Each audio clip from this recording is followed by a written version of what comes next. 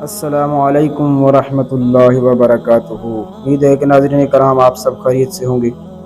معروف بزرگ سیدنا سری سقطی فرماتے ہیں، ایک بار مجھے قبرستان جانا ہوا، وہاں میں نے بہلول دانا کو دیکھا کہ ایک قبر کے قریب بیٹھے مٹی میں لوٹ پوٹ ہو رہے ہیں۔ میں نے پوچھا کہ آپ یہاں کیوں بیٹھے ہیں؟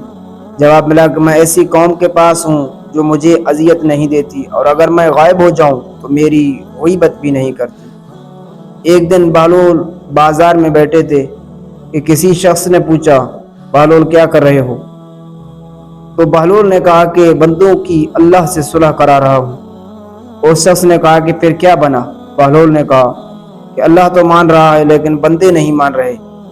کچھ عرصہ بعد اسی شخص کا ایک قبرستان کے پاس گزر ہوا تو دیکھا کہ بہلول قبرستان میں بیٹھے ہیں۔